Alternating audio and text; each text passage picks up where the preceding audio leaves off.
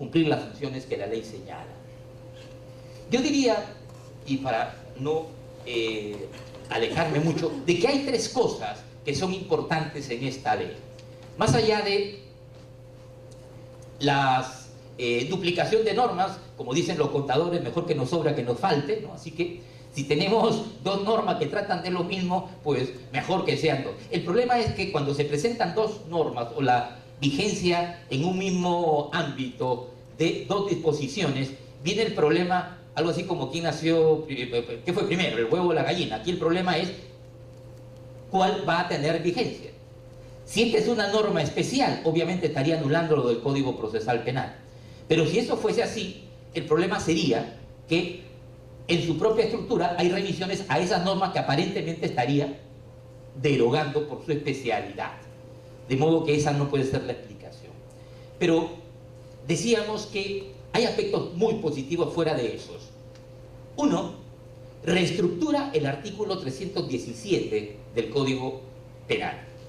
Dos, construye una noción normativa de lo que es una organización criminal.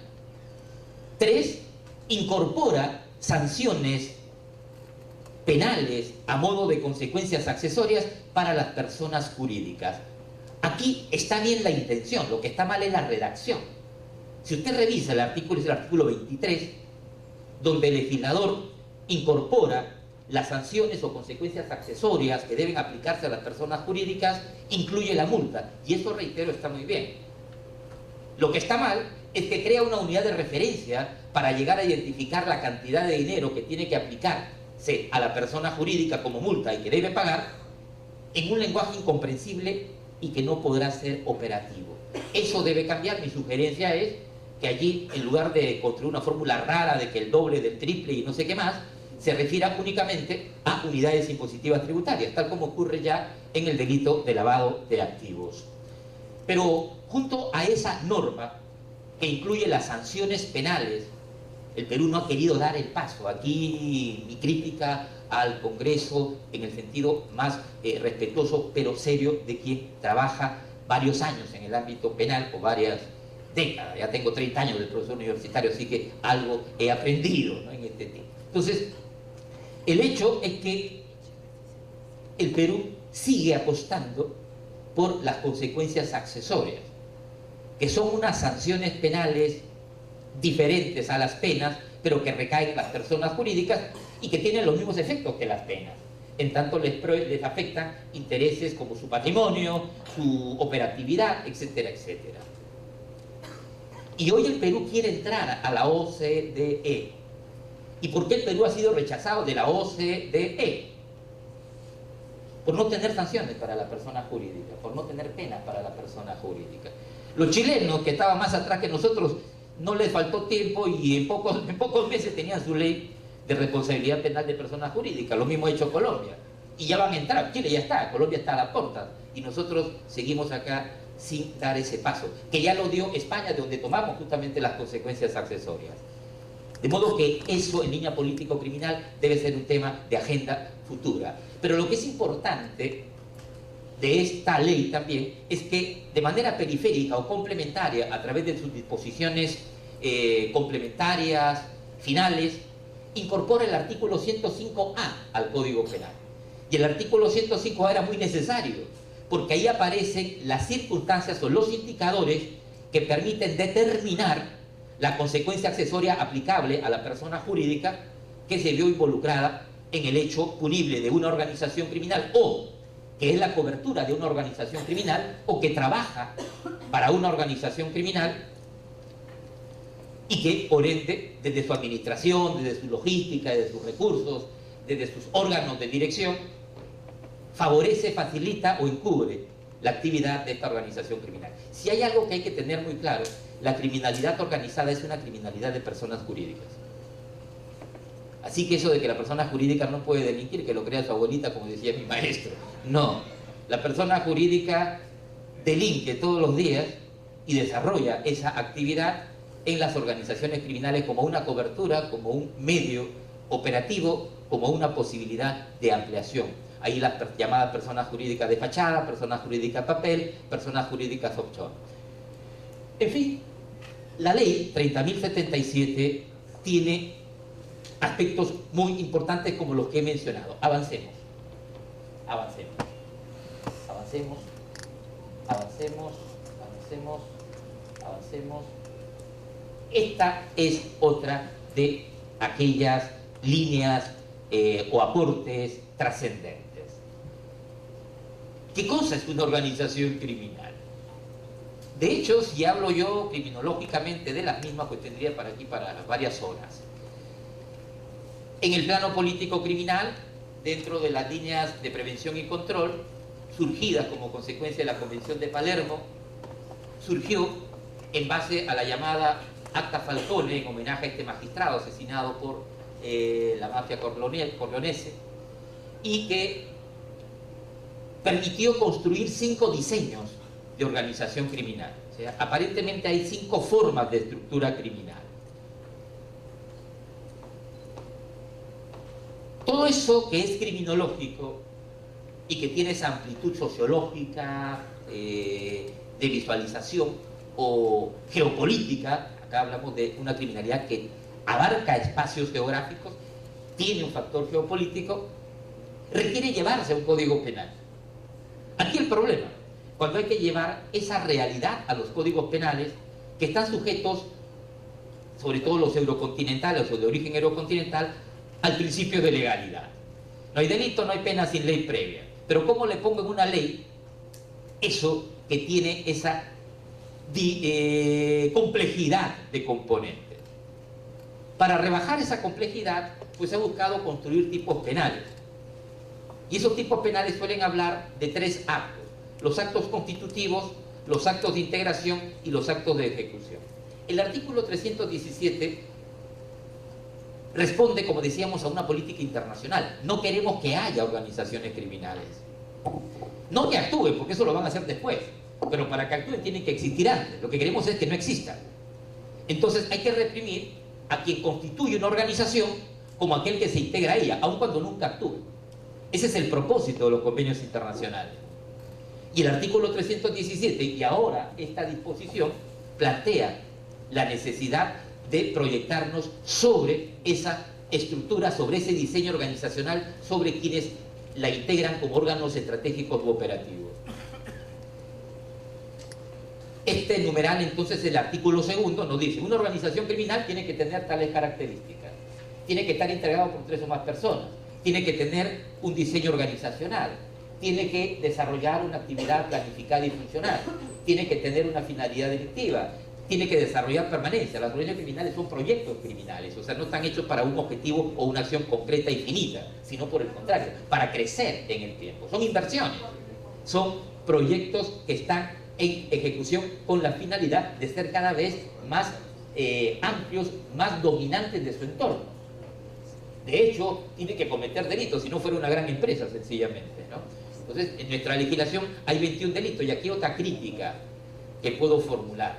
Si ustedes revisan ese abanico de 21 delitos, se van a encontrar con cosas muy raras, como la existencia de lavado de activos, como la existencia de la trata de personas, junto con la usurpación. Entonces, alguien se pone, ¿qué tiene que ver la usurpación aquí con la criminalidad organizada? Nuevamente hacemos la confusión de los delitos violentos, de los delitos convencionales, con lo que son típicos delitos de criminalidad organizada. Avancemos. Como decía, se modificó el artículo 317. Y el artículo 317 hoy tiene 3 conductas delictivas. ¿Qué pasaba antes? Antes de la ley 30.077. Que el artículo 317 solo reprimía los actos de integración en una organización criminal. Por ende, los que fundaban la organización criminal no tenían posibilidad de sanción. Era una conducta típica. Ahora, en cambio, tenemos actos de constitución y actos de integración en una organización criminal, a la vez de promoción. Lo que han dicho algunos: oiga, esta ley está mal también. ¿Por qué? Porque en el artículo 2 habla de 3 o más personas y acá habla de 2 o más personas. Claro, el que hace esa crítica no se ha puesto a pensar de que hay 2 cosas diferentes: de integrarse en una organización, de constituir la organización. La constitución de la organización es la que debe ser desarrollada por 2 o más personas. La integración por 3 o más personas. Yo solamente puedo integrarme a lo que ya existe. Primeramente tiene que existir y tiene que constituirse. De hecho, hay varias agravantes en función a la posición que se tiene en la organización criminal. Esto es muy coherente, se puede ser un mando operativo, pero se puede ser un mando estratégico. Entonces, alguien que desarrolla los programas de planeamiento. De hecho, las organizaciones criminales modernas, para que tengan muy claro, sobre todo las que se dedican al lavado de activos, son algo así como esa película que tiene una saga muy amplia, La Gran Estafa. Si ustedes ven en La Gran Estafa ese perfil, esa habilidad, ese es el del delincuente que integra una organización criminal. Ya no hay jefes, lo que hay son proyectos y aportes especializados hacia la realización de ese proyecto. La penalidad obviamente se va a diferenciar según se trate de supuestos agravados o no. Fíjense ustedes las agravantes que se van a constituir en función a delitos específicos. Y son menos. Si se revisa esta ley, yo creo que hay que bajarle el tono. Piense usted, 21 delitos que tendría que asumir la Sala Penal Nacional, a la cual además no le dieron recursos para poder operar. Los recursos vinieron luego y han venido a cuentagotas. Entonces así no podemos ganar esta batalla, así no podemos ir al enfrentamiento. Y en eso tiene que pensar también el Estado. No es solamente símbolo, es necesidad de hacer frente. La criminalidad organizada no es pues una percepción, no es solo un sentimiento. En el Perú es una realidad concreta. En consecuencia, yo diría, para terminar, que la presencia de la criminalidad organizada en el Perú es una realidad. No, obviamente, como la que tuvo que soportar Colombia o la que todavía tiene que soportar México o otros países centroamericanos como El Salvador, Guatemala, Honduras o Brasil. Pero no podemos llegar a ese límite. Y el problema es acostumbrarse al fenómeno. Hay que hacer memoria. En el Perú, desafortunadamente, eso es lo que nos suele ocurrir. Olvidamos las experiencias. Y como bien lo decía, una película que hablaba justamente una novela que hablaba justamente de uno de los capos colombianos, es el que no toma en cuenta su historia, vuelve a repetirla. Así que nosotros tenemos ahora, creo yo, un marco normativo que hay que depurar, que hay que mejorar. Tenemos organizaciones que están desarrollando sus mejores aptitudes. Hay voluntad política de entender que este problema es real. Hay una percepción psicosocial de que es un problema. Los diferentes estudios de opinión ya no nos hablan de otros problemas sociales. El primero que encabeza es la delincuencia, es la inseguridad ciudadana, es la presencia de organizaciones criminales. Debemos, pues, de hacer que esta ley, que el Poder Judicial, al cual estoy yo integrado operativamente, tiene ese compromiso, tiene esa voluntad. Tenemos que poner todo lo que podemos poner para que este desafío permita en algo revertir, lamentablemente, la mala imagen que nos acompaña de manera crónica. Muchas gracias por su atención. Muchas gracias, doctor Víctor Prado Saldarriaga, juez supremo de la Sala Penal Transitoria de la Corte Suprema de Justicia, quien ha abordado el tema justamente sobre la criminalidad organizada dentro del marco, a la luz de la ley número 30077, con una detallada exposición dentro del marco de este seminario, estrategias para la lucha contra el crimen organizado y la corrupción. Ya lo hemos dicho, evento que organizado por la primera vicepresidencia del Congreso de la República, congresista Modesto Julca Jara, y la Procuraduría Pública especializada en delitos de orden público del Ministerio del Interior. Estamos llegando, a propósito del Ministerio del Interior, estamos llegando casi a la parte final, señor congresista, y vamos a escuchar al doctor Juan Carlos Portocarrero Zamora. Él es procurador de orden público del Ministerio del Interior y va a abordar un tema que es latente, ¿no? Estrategias de lucha contra la criminalidad organizada y política criminal. Doctor Juan Carlos Portocarrero, por favor. Muy amable, gracias. En primer lugar, un saludo a la primera vicepresidencia en nombre del compañero Modesto Julca. Tengo que volver a atención. Muchas gracias, doctor Prado Saldarriaga. Gracias. La razón de ser de este seminario surgió en base a una iniciativa conjunta a fin de diseñar algunos lineamientos que puedan ser comunes para plasmarlos en la práctica desde la labor de la Procuraduría de Orden Público.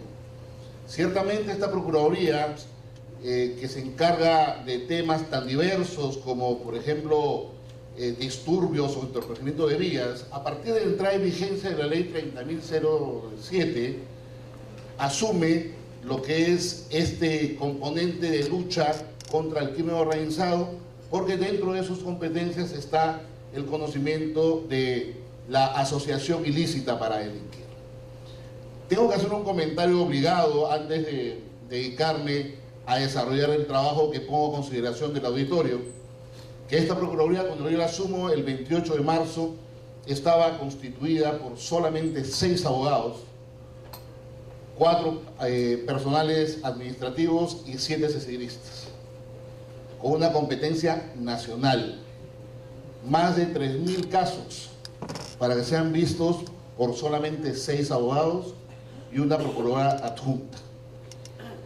Ante esta realidad tan clamorosamente negativa, se tuvo que hacer una reingeniería. Y justamente el trabajo de investigación que hoy presentamos a consideración de todos ustedes es a partir de una línea de trabajo en donde hemos recogido experiencias de otras procuradurías, como por ejemplo la Unidad Anticorrupción, que ya Cristian Salas vino a enriquecer justamente el diálogo y la discusión sobre lo que es la experiencia en la lucha contra la corrupción, y lo que se habló del observatorio criminal. Nosotros creamos una unidad de investigación y este es el resultado del trabajo de dicha unidad de investigación. Hoy por hoy la Procuraduría de Orden Público cuenta con 42 personas aproximadamente, entre abogados y personal administrativo.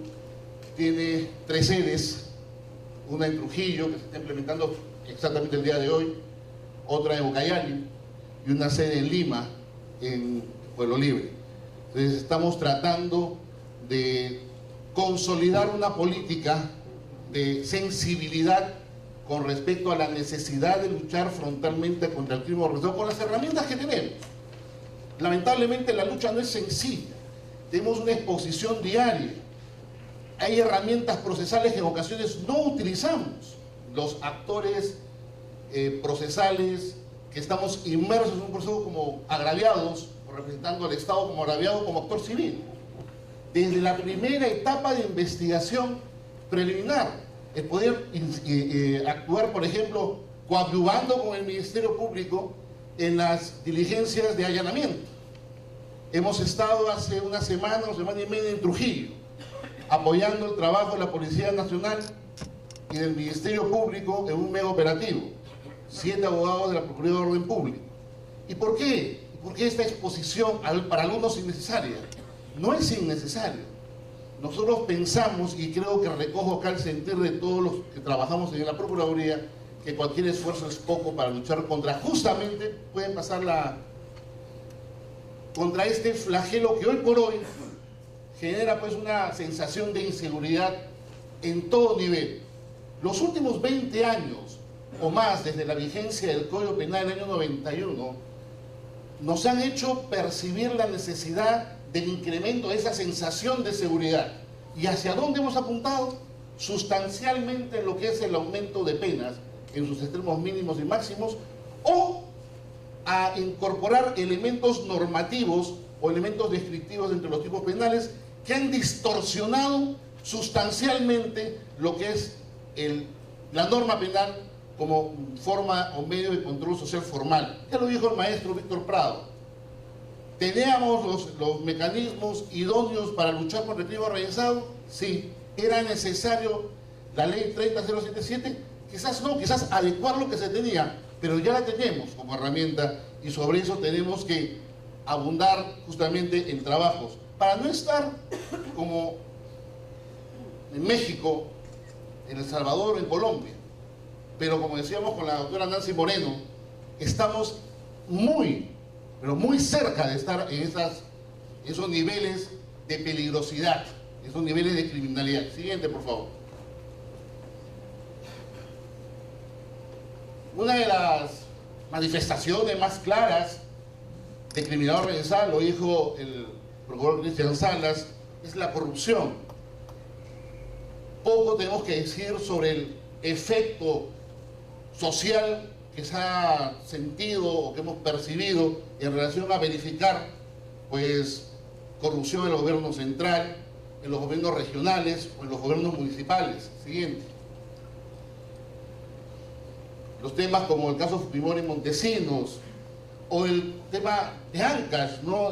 Del gobierno regional, o por ejemplo el tema de Chiclayo, hacen de que nos preguntemos justamente si estamos enfocando bien el tema de la labor del funcionario público, el rol del funcionario público.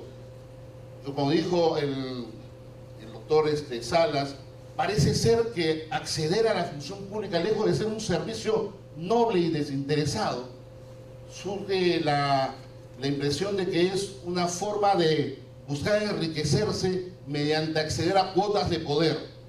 Justamente esta manifestación de cuota de poder es una de las que comúnmente se entiende vinculada a la criminalidad organizada. Siguiente. Pero no la única. El tráfico ilícito de drogas, el lavado de activos, el propio terrorismo, son fórmulas o situaciones de criminalidad organizada que están recogidas en el contexto internacional y que la Convención de Palermo sugiere desarrollar como temáticas internas en cada uno de los países que la han suscrito a partir del año 2000. Siguiente. Pero independientemente de esas situaciones o figuras, ¿no?, tradicionales de criminalidad organizada, surgen nuevas fórmulas o nuevas manifestaciones de crimen organizado.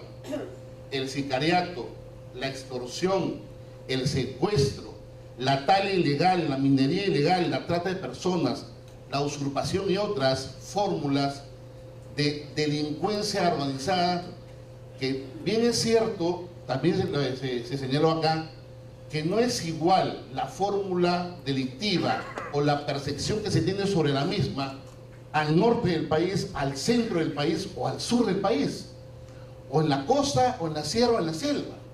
Si nosotros vamos a la costa, sicariato, ¿no?, extorsión, quizás tráfico de terrenos, contrabando.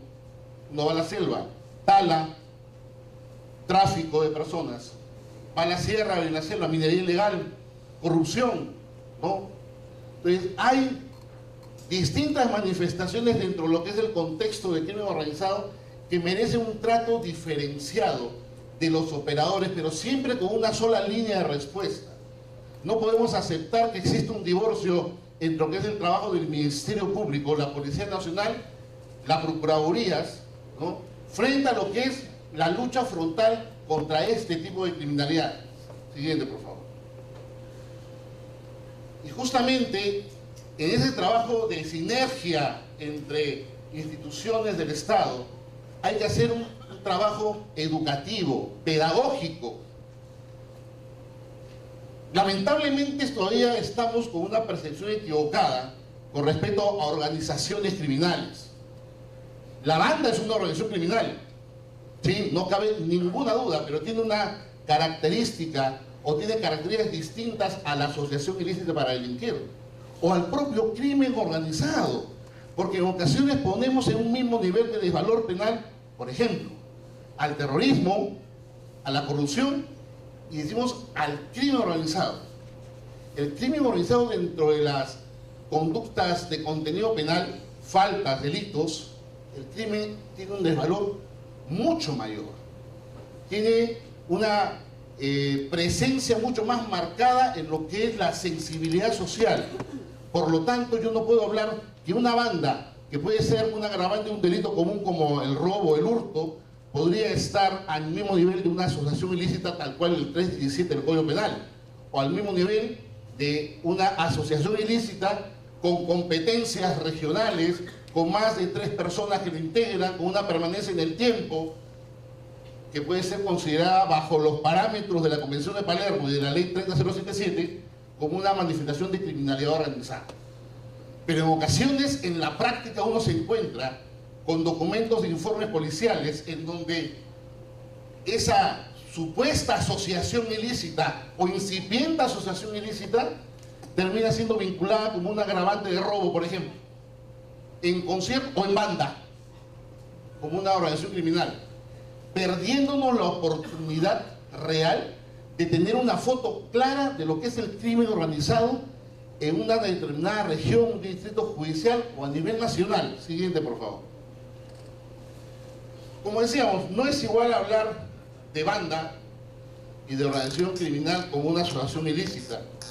La similitud salta a la vista, hablar de los cocoteros, como dijo el maestro Prado, como la Red Orellana, la Centralita, o los malditos del Triunfo, los cagaleches de Virú, ¿no? Los huilos, es decir, tantas manifestaciones de criminalidad organizada que tienen un claro deslinde con lo que es el concepto convencional de banda. Siguiente. Voy a siguiente, por favor, vamos a pasar. Siguiente. Y el maestro Prado creo que hizo una lectura bastante clara de la ley 30.077, entonces me eximo de estar redundando sobre el tema, pero siempre nos preguntamos nosotros algo, los que tenemos alguna experiencia en la vida docente, en la vida universitaria y en la vida del ejercicio profesional, ya sea como litigantes independientes o como funcionarios o servidores públicos. ¿Realmente tenemos un estudio serio con respecto a lo que es la criminalidad o la delincuencia común en nuestro país? ¿Tenemos lineamientos de política criminal?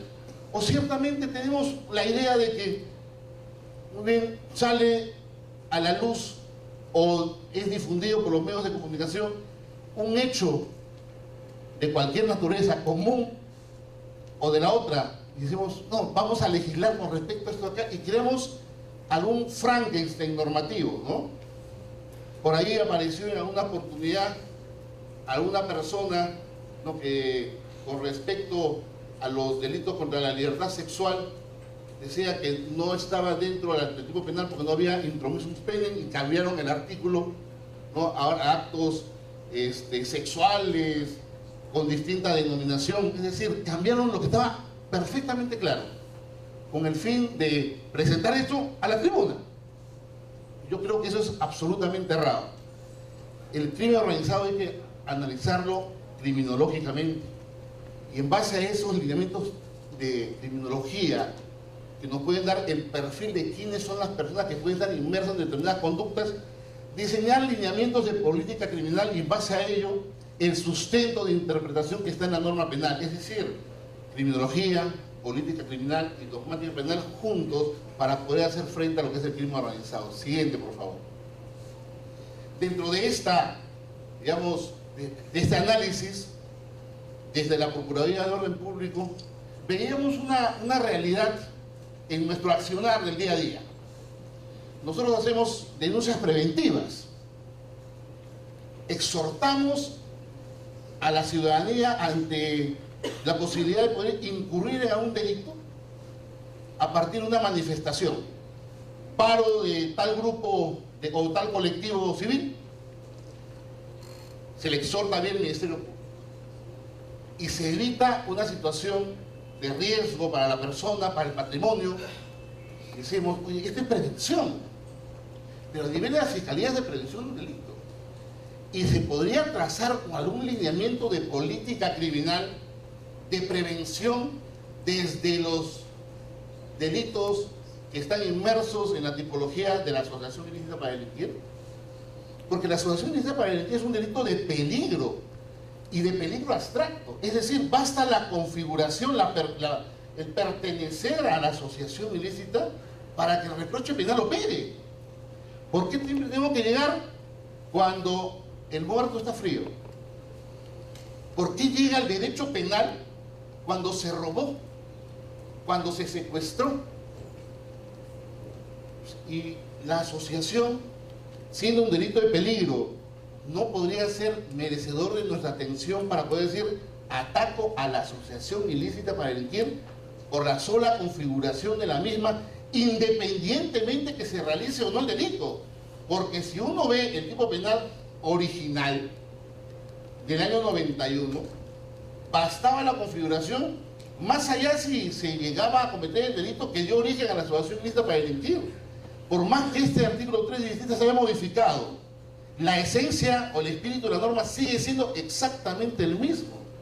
Entonces, decimos nosotros, hay mecanismos de control, hay mecanismos de represión penal, pero también hay mecanismos de prevención, que no solamente se pueden dar ante determinadas situaciones altamente peligrosas, sino frente a delitos que pueden entrar en un plano concursal, porque la asociación ilícita puede concursar con extorsión, con sicariato, con marcaje, con secuestro, de acuerdo a la estructura que plantea la norma desde el artículo desde la ley 30077. Esos 21 delitos en concurso con asociación nos permiten evitar, por ejemplo, si yo tengo identificadas a las personas que forman parte o integran un grupo dedicado a ¿qué? A la venta o la reducción de autopartes, ¿por qué voy a esperar la receptación y voy directamente a las personas que integran ese grupo de personas? Siguiente, por favor. Siguiente. Siguiente. Siguiente. Siguiente. Sigue, por favor. Ahí. Nos vimos en la necesidad, ante la obligación funcional, de hacer una revisión a nivel nacional de nuestra carga. Y nos dimos con la sorpresa que hay muchas denuncias por asociación ilícita que no son de conocimiento del Estado. Hicimos un mapeo, viajamos por todo el país buscando información de la Junta de Fiscales Superiores de los 33 distritos judiciales y hicimos una línea de trabajo con respecto al crimen organizado desde la asociación ilícita para delinquir. Ese es el resultado de ese trabajo. Siguiente, por favor. Hicimos un cuadro estadístico del año 2009 a la fecha por distrito judicial, y se puede ver claramente en dónde la incidencia de asociación ilícita como crimen organizado es mayor. Trujillo, ¿no? Chiclayo. Pero no solamente eso, pueden poner el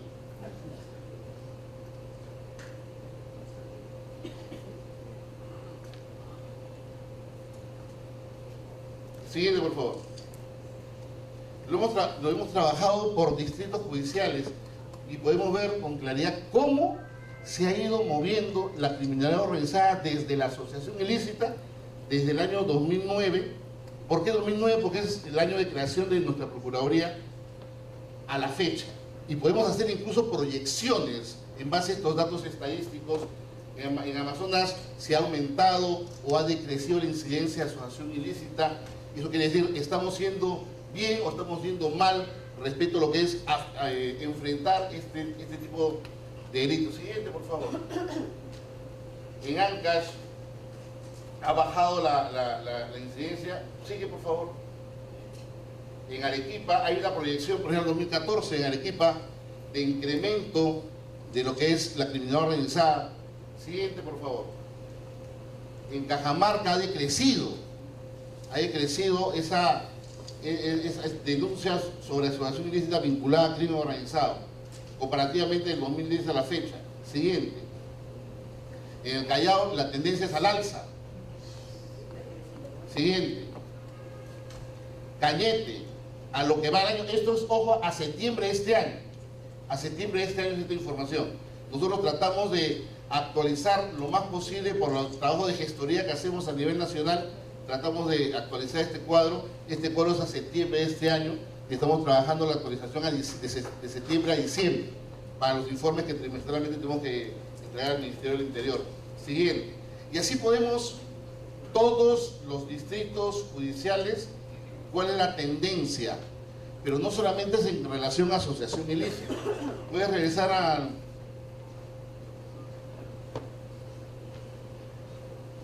No solamente es en relación a asociación ilícita como asociación ilícita, porque la asociación ilícita tiene distintas manifestaciones y por lo tanto siguiente, ¿ya?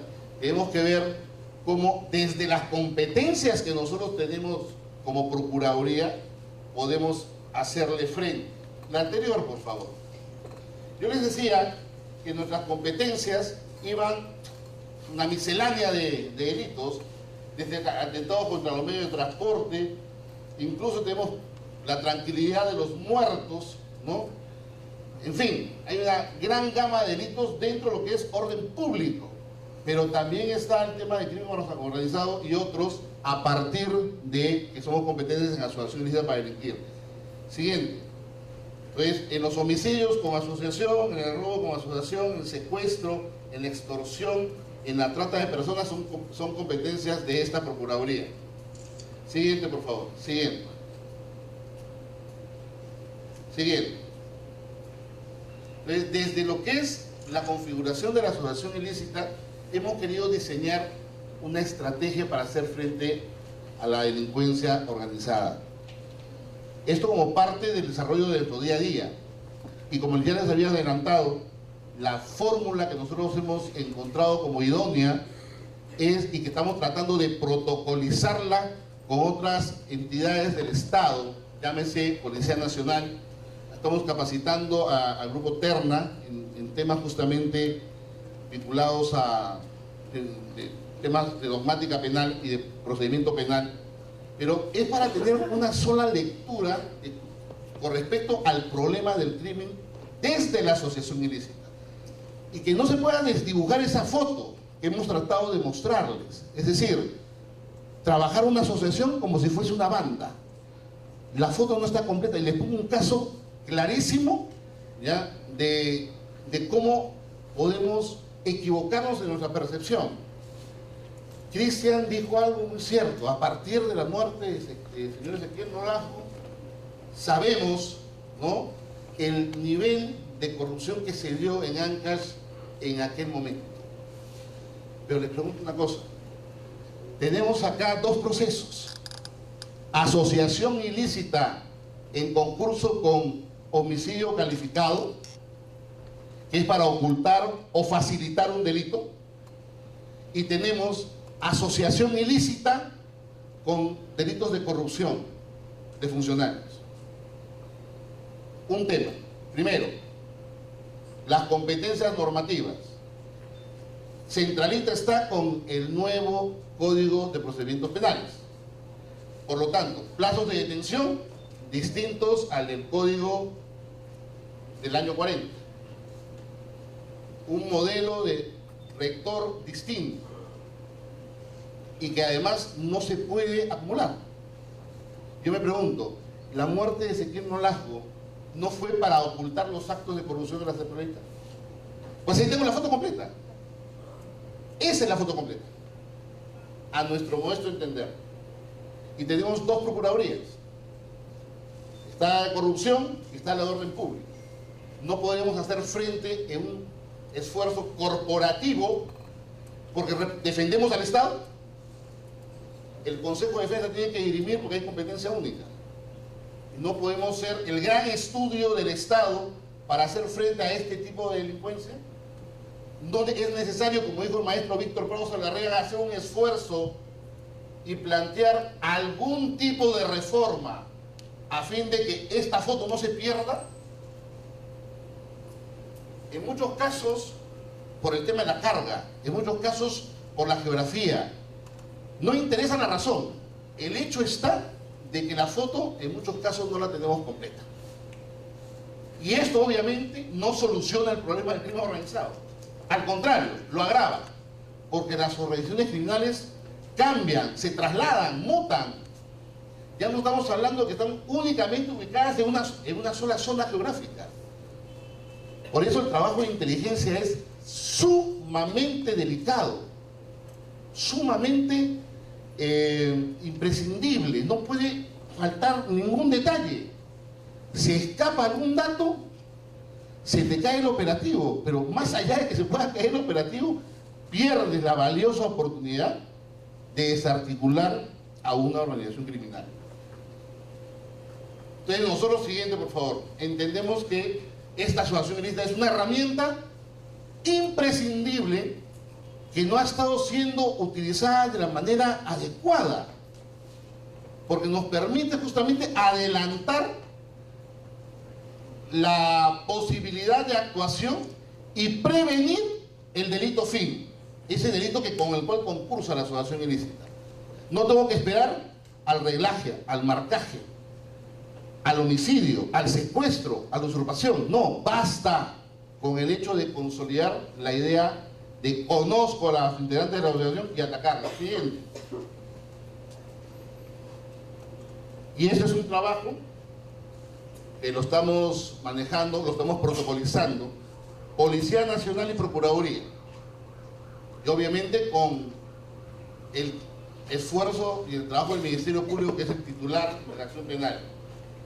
La información derivada de una investigación va a la Procuraduría de Orden Público y esta la pone en conocimiento del Ministerio Público a fin de poder iniciar el trabajo de manera conjunta. Siguiente, por favor.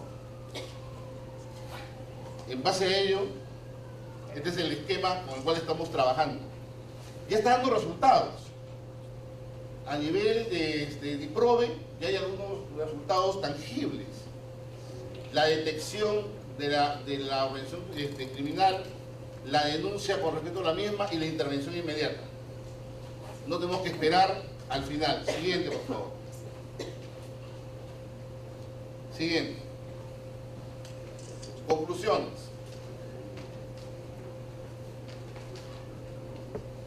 Decimos allí que la lucha contra la criminalidad organizada desde el ámbito de la prevención puede tener una doble lectura.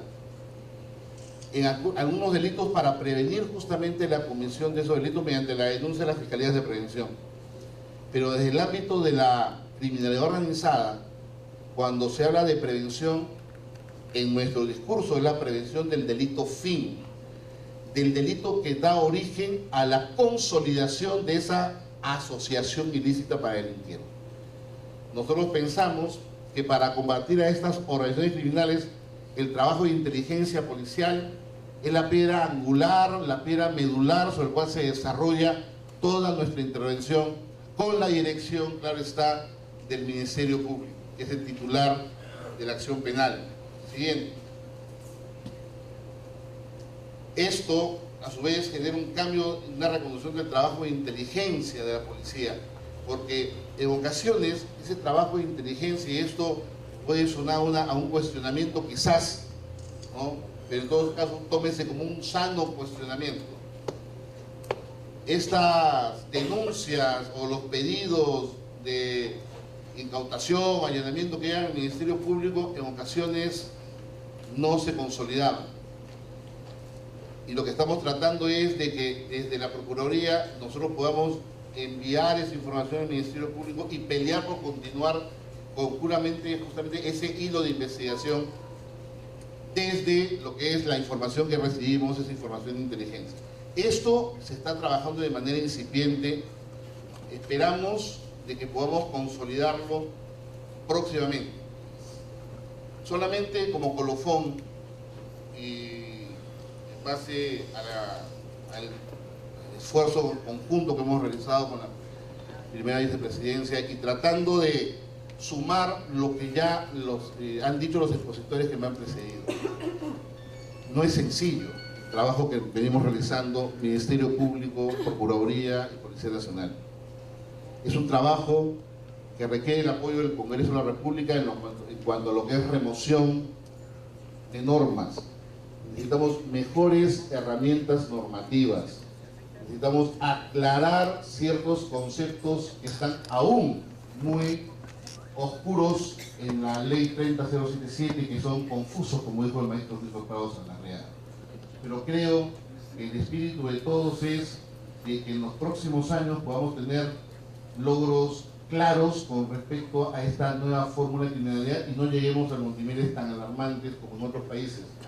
Pues lamentablemente el día a día nos viene ganando. Yo creo que cualquiera de nosotros, antes de salir de su casa y enciende el televisor, lo primero que ve son muertes, ¿cierto? Y uno sale ya con temor a su casa, de su casa. Nosotros no buscamos ser mártires, pero creemos de que ha llegado la hora de que tengamos que hacer algo realmente que sea loable para este tipo de criminalidad. Y espero que con el concurso del Congreso de la República, como se ha realizado el día de hoy, podamos conseguirlo. Nada más, señores, muchas gracias.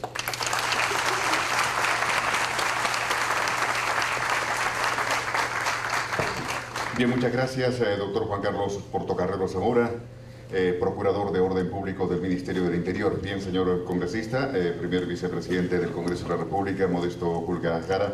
Estamos llegando a la parte final. Hemos tenido en esta ocasión, dentro del marco de este seminario, esta tarde, y de hecho agradecer en primer lugar a nuestro amigo Juan Carlos Portocarrero, a la Procuraduría de Orden Público, al Ministerio del Interior, porque con ellos hemos organizado este evento que también se ha hecho de una manera rápida, a pesar de los contratiempos que hemos tenido. Estamos en este momento compitiendo, le decía, con el mismo Congreso. Están todos los ministros exponiendo la ley de presupuestos, pero igual nosotros hemos querido estar con ustedes. Hemos querido estar con ustedes porque creemos que este tema debe ser abordado de una manera más directa, más agresiva, tal como lo han manifestado nuestros expositores en todas sus exposiciones.